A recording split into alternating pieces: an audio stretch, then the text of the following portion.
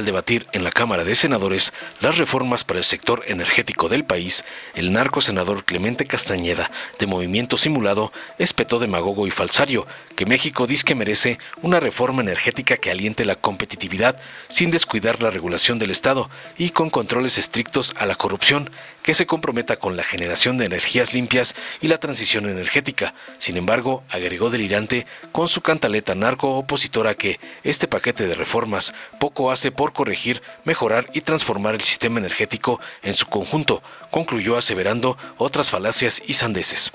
Tras oír la mezquindad del gato de pedante Delgado, Giovanna Bañuelos de la Torre del PT le reviró contundente para responderle que la reforma está encaminada a garantizar la soberanía energética y reafirmar el papel del Estado como rector de este sector, así como a revertir las consecuencias de los periodos neoliberales que solo promovieron el encarecimiento de los servicios, la pérdida de control sobre los recursos fundamentales y una dependencia energética extranjera que comprometió el desarrollo del país. Aseveró enérgicamente, entre otras puntualizaciones, para dejar frita a la narcooposición entreguista del MacPrián.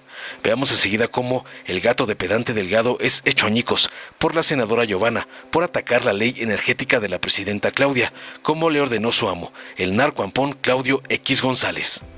Con el permiso de la mesa directiva, compañeras y compañeros senadores, empiezo con un comentario sobre el procedimiento y la dinámica de esta discusión, trayendo a colación lo que sucedió y que seguramente será parte de este debate con la reforma energética de Peña Nieto en el 2014. Y se han hecho muchos comparativos de contenido y de forma. Me concentro nada más en la forma, después iremos al contenido. En aquella ocasión, dígase lo que se diga, esa discusión duró 9 meses y eran 9 leyes. Se tuvo la oportunidad de dividir esta discusión en 4 dictámenes y la discusión duró una semana entre comisiones y el pleno. Movimiento Ciudadano hicimos desde un principio la petición no solo de que hiciéramos un parlamento abierto, sino que además tuviéramos la oportunidad de dividir todo este paquete legislativo en varios dictámenes, porque hay varios de ellos, varias leyes que tienen un noble propósito y que nosotros hubiéramos acompañado, entre otras la de planeación y transición energética, la de geotermia y la de biocombustibles. Lamentablemente no fue así y no dejamos nosotros de hacer el señalamiento porque nos hubiera gustado darle mejores noticias al pueblo de México. En unas horas más vamos a discutir aquí sobre la política de la necedad y la cerrazón del vecino del norte. Pero como dice la canción, pues aquí también hace aire, de repente. Lo lamento mucho. Debo decir que en Movimiento Ciudadano nos hemos mantenido congruentes en todas las discusiones sobre el sector energético y esta no va a ser la excepción. En el 2013 votamos en contra, 2013-2014, de la reforma energética del PRI, porque no íbamos a consentir que las empresas transnacionales se llenaran el bolsillo a costa de los recursos naturales, energéticos y económicos de las y los mexicanos. En el 2021 rechazamos la reforma eléctrica tóxica porque privilegiaba la generación de energía eléctrica de la CFE en perjuicio del medio ambiente y la economía de las familias mexicanas. Y también nos opusimos a la reforma de hidrocarburos porque proponía ampliar los márgenes de discrecionalidad en Pemex, alentando la corrupción y la opacidad. En octubre del año pasado votamos igualmente contra la reforma constitucional en materia energética que buscaba consumir primero la energía de la CFE, la más sucia y costosa de todas, en perjuicio nuevamente de las y los consumidores. Y hoy nos enfrentamos a un nuevo paquete de reformas que poco hace por corregir, mejorar y transformar el sistema energético, repito, en su conjunto. Desde Movimiento Ciudadano estamos convencidos que México, por supuesto, merece una nueva reforma energética, pero una reforma que aliente la competitividad sin descuidar, por supuesto, la regulación del Estado, una reforma con controles estrictos en la corrupción de la que está repleta, por cierto, la historia del sector energético, una reforma que vea hacia el futuro, que piense en las generaciones actuales como en las venideras y se comprometa con la generación de energías limpias y la transición energética. Y por lo tanto, vamos a analizado este paquete con esa óptica. Nosotros estamos porque esta reforma debería de garantizar, primero, que haya electricidad y combustibles baratos para las y los mexicanos. Segundo, esta reforma debería garantizar el acceso eléctrico a todos los rincones del país. Tercero, esta reforma debería acabar con la corrupción del sector energético. Y cuarto, esta reforma debería de privilegiar energías limpias para mitigar el cambio climático y garantizar la transición energética. Desdoblo brevemente cada una de estas preocupaciones. Esta reforma debería servir para reducir el costo de la luz eléctrica y los combustibles para las y los mexicanos. Y podemos entrar en todo un debate si en términos nominales o en términos reales las familias mexicanas pagan hoy más por la electricidad y por la gasolina. Nuestra posición es que sí, y para muestra un botón.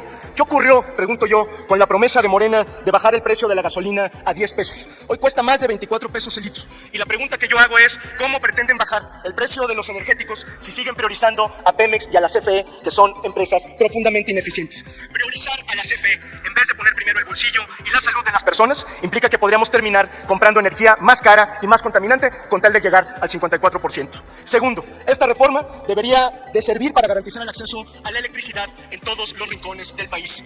En México no existen datos claros que permitan dimensionar el número de habitantes en situación de pobreza energética, pero se estima que cuando menos 14 millones de personas viven en estas condiciones. Y reiteramos, ¿cómo van a garantizar el acceso y la suficiencia energética si la CFE no tiene capacidad de otorgar el servicio? El año pasado, compañeras y compañeros, 21 entidades de la República sufrieron apagones derivados de la política energética del gobierno. La inversión promedio del sexenio cayó 21% respecto a su antecesor. Y por primera vez, México registró una reserva eléctrica menor al 6% en 2024. Tercero, esta reforma debería ayudar a combatir la corrupción y la opacidad que durante muchos años ha secuestrado a este sector. Este sector está plagado de corrupción.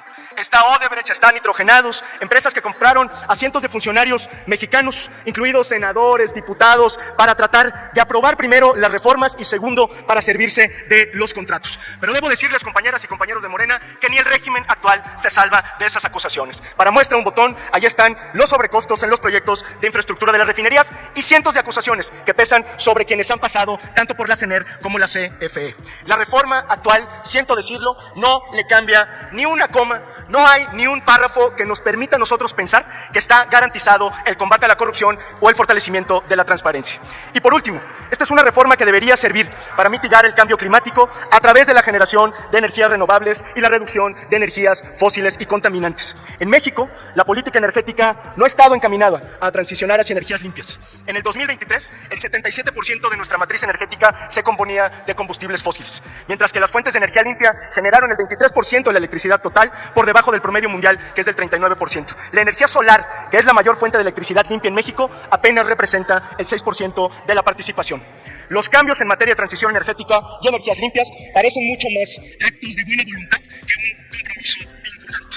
En resumidas cuentas, como podemos advertir, persisten las grandes preocupaciones que señalamos ya durante la discusión de la reforma constitucional de octubre del 2024. En síntesis, y con esto concluyo, primero, la reforma no da claridad de cómo se logrará la prevalencia de la CFE y de Pemex. Segundo, la reforma no combate la corrupción, al contrario, otorga mayor flexibilidad en las asignaciones de contratos. Tercero, el diseño institucional de las empresas del Estado no aminora el riesgo ni da garantías para obtener energía más barata, limpia y accesible o para frenar la corrupción. Por eso, en Movimiento Ciudadano, compañeras y compañeros, no podemos acompañar este paquete de reformas. México, lo reiteramos, como siempre, merece una reforma que vea por la economía de las familias, pero sobre todo por la salud de sus habitantes y sobre todo el bienestar de las próximas generaciones. No hay justicia energética si no hay justicia intergeneracional. Muchas gracias. Le agradezco, senador presidente, con su permiso. Compañeras y compañeros senadores, esta reforma que hoy analizamos me recuerda las palabras del presidente Lázaro Cárdenas cuando nacionalizó la industria petrolera en 1938.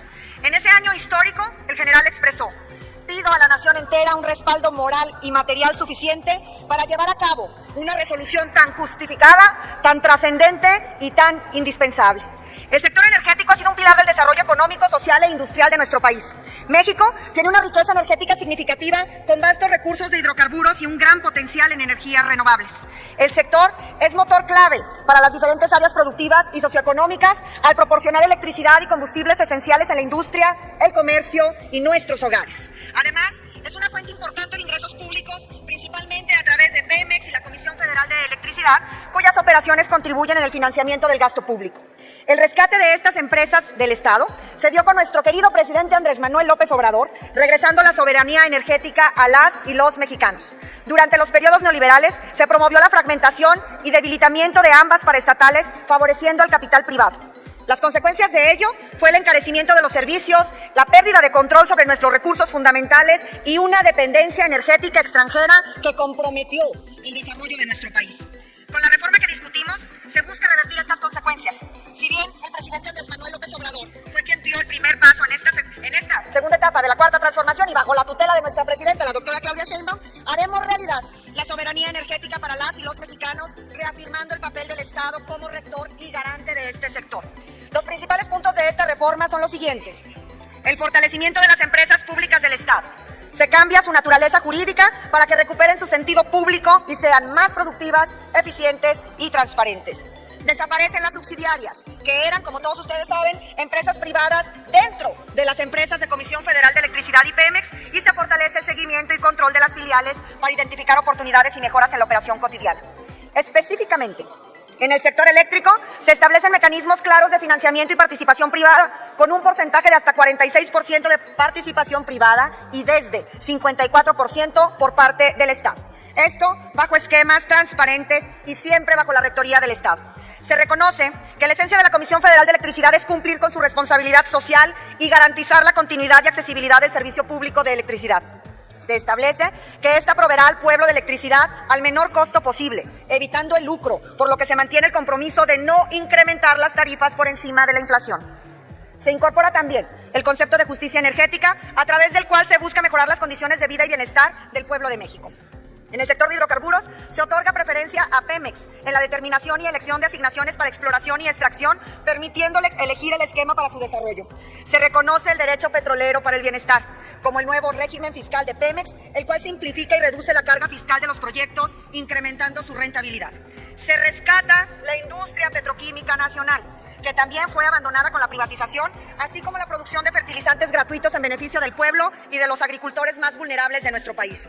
Se reconoce la importancia del sector hidrocarburos en la transición y no solo la del sector eléctrico como ocurría anteriormente. Esto con el objetivo de fortalecer la planeación a mediano y largo plazo en el sector energético. Se crea también, queridas compañeras y compañeros senadores, el Consejo de Planeación Energética como el órgano supremo de coordinación, con la finalidad de asegurar una planeación vinculante y ordenada y así fomentar la transición energética y el aprovechamiento sustentable de la energía. Se incentivará la producción, comercialización y uso de biomasa como biocombustible con el propósito de reducir emisiones contaminantes y gases de efecto invernadero. Y finalmente, la creación de la Comisión Nacional de Energía como un órgano administrativo desconcentrado de la Secretaría de Energía con independencia técnica y operativa para garantizar que el sector energético cuente con las capacidades técnicas de alto nivel que sus actividades demandan. Con esta reforma, senadoras y senadores, se fortalecen a las empresas públicas del Estado, se da orden y certeza a los agentes privados, aumentan las capacidades de seguimiento de los participantes, mejora la regulación desde un enfoque técnico, se fortalece la trazabilidad de los procesos y se da un marco jurídico claro, no solo a los sectores eléctricos y de hidrocarburos, sino también a las actividades relacionadas con la transición energética, como son los biocombustibles y la geotermia. México recupera el control sobre su sector energético, priorizando la seguridad energética nacional, el bienestar de la población y la sustentabilidad de sus recursos. La historia nos ha dado la oportunidad de corregir el rumbo y recuperar el control de nuestro sector energético. Y esta iniciativa es sin duda un paso decisivo en la construcción de un México más justo, soberano y con un desarrollo basado en el bienestar del pueblo. Por eso es que desde el Partido del Trabajo refrendamos nuestro compromiso con la soberanía energética y con el fortalecimiento del Estado como garante de los derechos fundamentales. Hoy más que nunca debemos cerrar filas en torno a este proyecto de nación que pone por delante los intereses del pueblo sobre los de unos cuantos. Cierro mi participación nuevamente citando a ese gigante, al general Lázaro Cárdenas, que señalaba: es preciso que todos los sectores de la nación se revistan de un franco optimismo. Hoy debemos ser optimistas al reafirmar que el sector energético es y será del pueblo mexicano. Muchísimas gracias, presidente, y gracias por su atención, compañeras y compañeros. Muchas gracias, senadora Bañuelos de la Torre. Dale en me gusta, suscríbete, activa la campanita y compártelo para que más gente lo vea.